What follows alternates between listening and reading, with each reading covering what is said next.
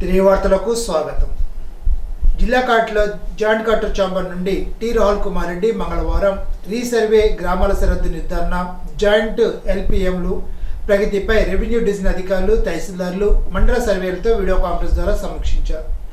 ఈ సందర్భంగా ఆయన మాట్లాడుతూ ఫేజ్ 1లో పూర్తి కావాల్సిన 5 గ్రామాల్లో రీసర్వే పనులను వచ్చే శనివారంలోగా పూర్తి చేయాలని ఆదేశించారు.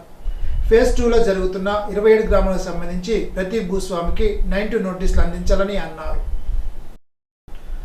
ఆంధ్రప్రదేశ్ సార్వత్రిక విద్యాపీఠం ద్వారా 10వ తరగతి ఇంటర్మీడియట్లో ప్రవేశం కోసం ఫీజు చెల్లించేందుకు ₹200 అపరాధ రుసుంతో సెప్టెంబర్ 15లోపు చెల్లించేలాగా అవకాశం కల్పించినట్లు జిల్లా విద్యాశాఖ అధికారి ఈవీవీఎస్ నారాయణ తెలిపారు. ఓపెన్ స్కూల్ ద్వారా 10వ తరగతి ఇంటర్మీడియట్ చదవదలిచిన వారు ఈ అవకాశాన్ని సద్వినియోగం చేసుకోవాలని కోరారు. పర్యావరణానికి హాని చేసే క్యారీ బ్యాగులు విడనాడి గుడ్డ సంచుల వినియోగాన్ని ప్రతి ఒక్కరు అలవాటు చేసుకోవాలని రాష్ట్ర public accounts committee chairman MLA Pulipati Ramanjaneyulu అన్నారు. వీరవాసరం పంచాయతీ కార్యాలయంలో మంగళవారం కొల్ల భాస్కరమ్మ వీరరాఘవులు మెమోరియల్ ట్రస్ట్ ఆధ్వర్యంలో గుడ్డ సంచులను ఎమ్మెల్యే అంజిబాబు అందించారు.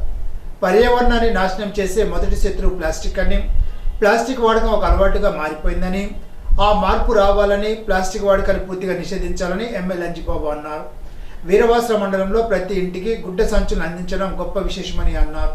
కార్యక్రమ sarpanch Chikile Mangatayaru, MPP Veeravadi Durgabhavani, in charge MPDO Apparao, tahsildar Ramanjaneyulu, secretary K Lakshmi, Erramsetti Sivakrishna, Veeravalli Chandrasekhar, కూటమి నాయకులు, కార్యకర్తలు, అభిమానులు, వీర మహిళలు, తెలుగు మహిళలు పాల్గొన్నారు. వీరవాస మండలం చింతలకోడి గరువులో గల ఉమా చంద్రశేఖర స్వామి ఆలయ ప్రాంగణంలో మండల పిరమిడ్ స్పిరిచువాలిటీ సొసైటీ ఆధ్వర్యంలో ఉచిత జ్ఞాన శిక్షణ కార్యక్రమాన్ని నిర్వహించారు. కార్యక్రమంలో అగట్టిపాలెంకి చెందిన senior pyramid master M Srinivasarao పాల్గొని జ్ఞానబోధ చేసి జ్ఞాన శిక్షణ ఇచ్చారు. ఈ సందర్భంగా శ్రీనివాసరావు మాట్లాడుతూ మాట వజ్రం కన్నా పదునైందని, మాటను అవసరమైనప్పుడే మాట్లాడాలని అన్నారు. జ్ఞానం సర్వరోగహారిణి, జ్ఞానం సకల భోగకారిణి, జ్ఞానం సత్యజ్ఞాన ప్రసాదాన్ని తెలిపారు. తిరుపతిలో నిర్వహించే జ్ఞాన మహాజ్ఞానంలో అందరూ పాల్గొనాలని పిలుపునిచ్చారు. నిర్వాహకులు శ్రీనివాసరావును ఘనంగా సత్కరించారు. కార్యక్రమంలో పంజా వెంకటరామయ్య, ఎర్రింకి రంగదాస్, లంకలపల్లి నరసింహారావు, యాతం నాని, అడ్డాల వెంకటేశ్వరరావు, గంట హనుమంతు, లక్ష్మీ తాయారు, పంజా పద్మ తదితరులు పాల్గొన్నారు.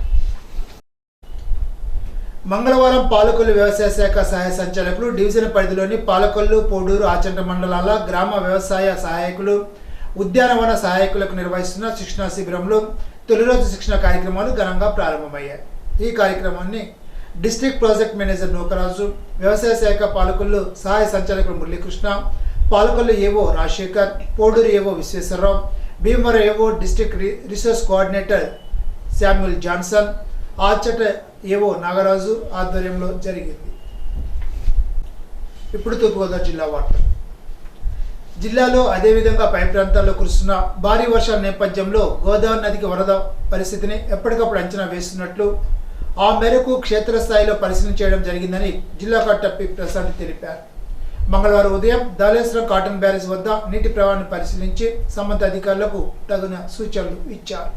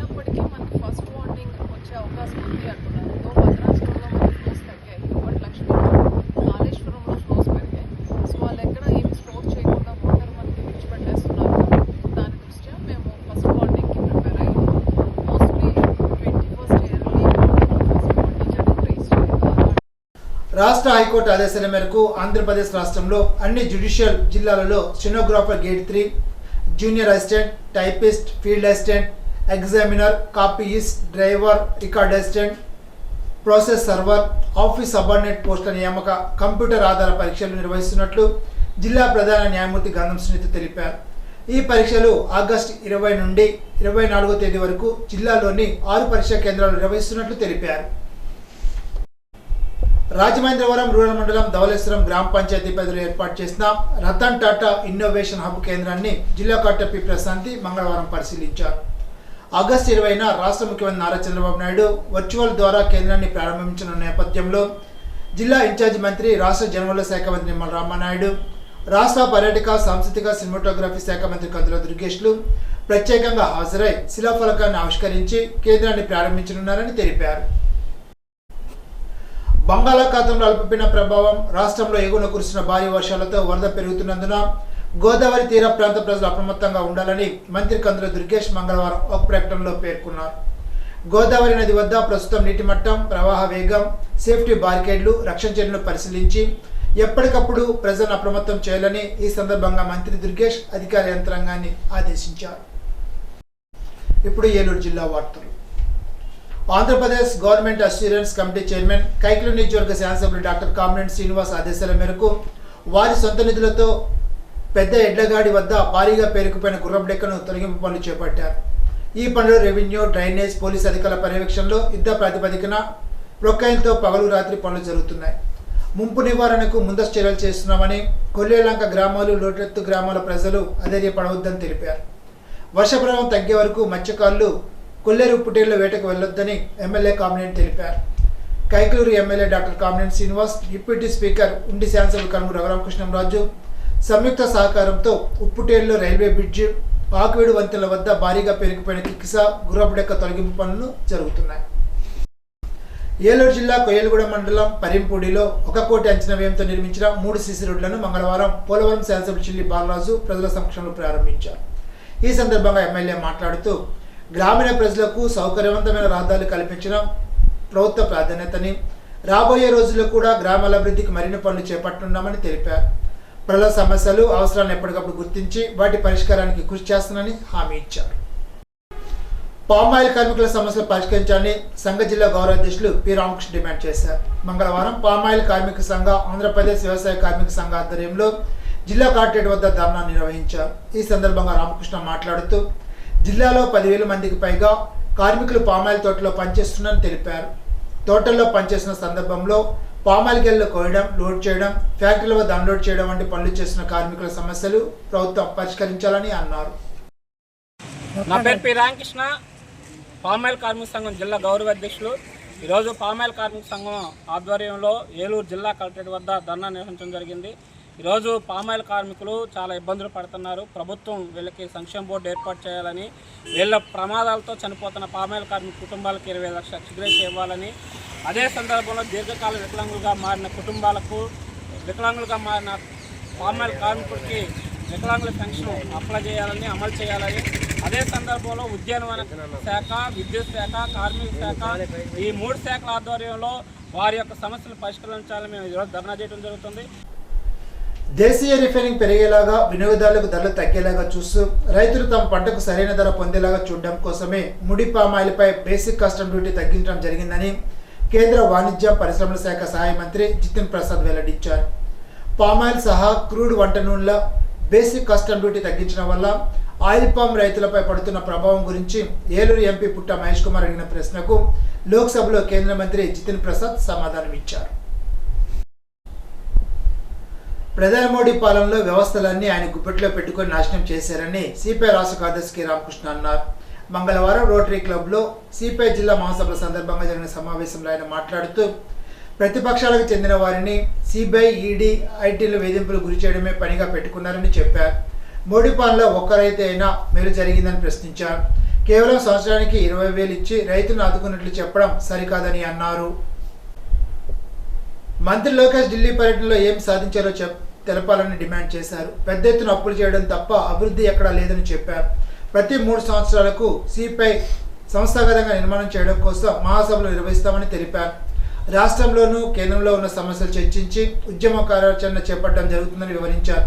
సమావేశంలో సిపిఐ జిల్లా కార్యదర్శి కొనల భీమారావు, సిపిఐ నాయకులు ముప్పాల నాగేశ్వరరావు, డేగా ప్రభాకర్ రావు, మధు, నెక్కటి సుబ్బారావు, కలిశెట్టి వెంకట్రావు, సిక్లే పుష్పకుమారి, బొద్దాని నాగరాజు తదితరులు పాల్గొన్నారు.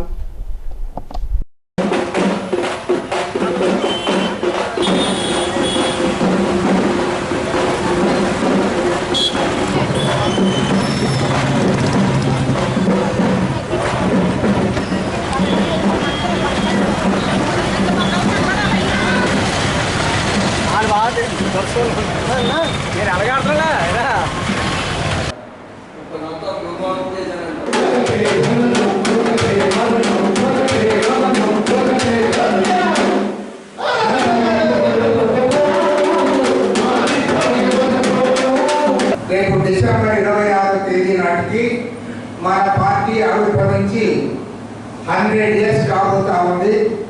100 సంవత్సరాల చరిత్ర కలిగిన పార్టీలు రాష్ట్రంలో పార్టీలు ఉన్నాయి. ఒకటి భారత జాతీయ కాంగ్రెస్, రెండవది మన భారత కమ్యూనిస్ట్ పార్టీ సిపిఐ. మరి ఈ 100 ఏళ్ల కాలంలో మనం అనేక పోరాటాలు చేశాం. ఇవాళ గర్వంగా చెప్తా ఉన్నాం, భారతదేశ స్వాతంత్ర పోరాటంలో పాల్గొన్న రాజకీయ పార్టీలు మనం ఎక్కడికైనా చెప్పగలం. మన నాయకులు అనేక మంది జైళ్ళకు పోయారు, త్యాగాలు చేశారు. అదేవిధంగా మహాత్మా గాంధీ గారి ఆధ్వర్యంలో కాంగ్రెస్ పార్టీ నాయకులు వారు కూడా జైలు పాలయ్యారు, ఆస్తులు పోగొట్టుకున్నారు, అనేక త్యాగాలు చేశారు. కాబట్టి ఇవాళ ఈ పార్టీ అని కొంతమంది ఏకసత్యంగా మాట్లాడుతూ ఉంటారు. ఈ భారత కమ్యూనిస్ట్ పార్టీ 100 ఏళ్ల చరిత్ర అంటా ఉన్నారు, 100 ఇయర్స్ అంటా ఉన్నారు, శతవార్షికోత్సవం జరుపుకుంటామన్నారు. మీరు అధికారం లేదు కదా. నిజమే, మేము అధికారంలో లేదు, కాంగ్రెస్ పార్టీ అధికారంలో లేదు.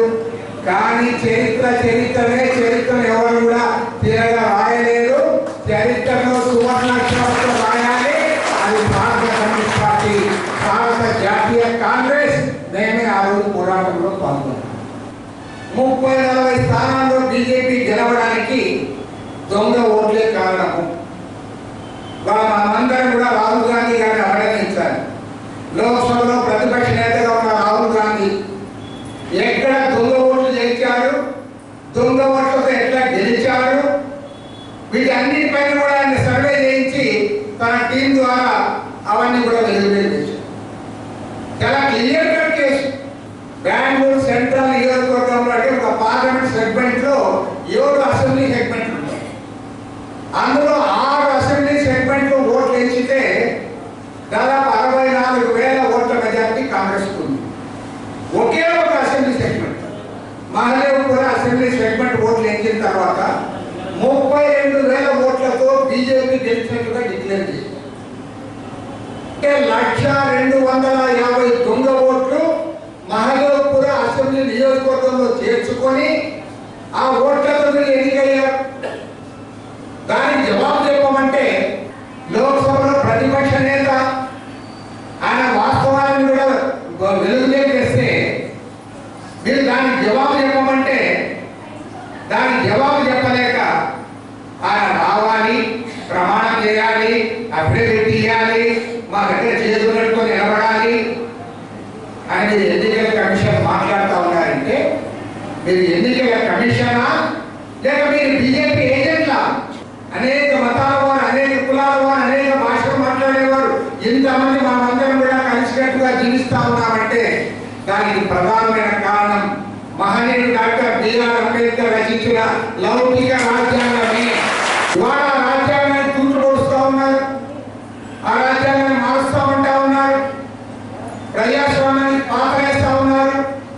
కాబట్టి చెప్తా ఉన్నాం కాంగ్రెస్ ఇవాళ మన జాతీయ మహాసభలో కూడా దీన్ని ఒక ప్రధానమైన అజెండాగా చేర్చుకొని మనం చర్చిస్తూ ఉన్నాం. మరి డబుల్ ఇంజిన్ సర్కారు, మరి డబుల్ ఇంజిన్ సర్కారు అంటే మరి డబుల్ స్పీడ్లో పోవాలి కదా, ఇవన్నీ కూడా పరిష్కారం చేయాలి కదా. మరి చేసి ఏం చేసావో చెప్పు. ఈ 14 నెలల కాలంలో నీవు కేంద్రం నుంచి ఏమి సాధించావు, అదనంగా ఏమి తెచ్చావో చెప్పమని అడుగుతా ఉన్నాం.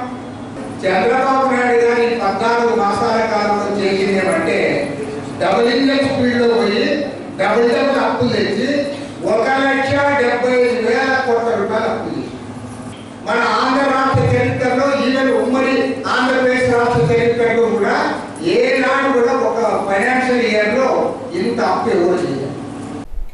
ఈనాటి బంగారు మాట. అందం ముఖంలో ఉండదు, సాయం చేసే మనసులో ఉంటుంది. అబ్దుల్ కలాం. ఈ వార్తలతో సమాప్తం. తిరిగి బిజినెస్లో కలుసుకుందాం. అంతవరకు సెలవు. నమస్కారం.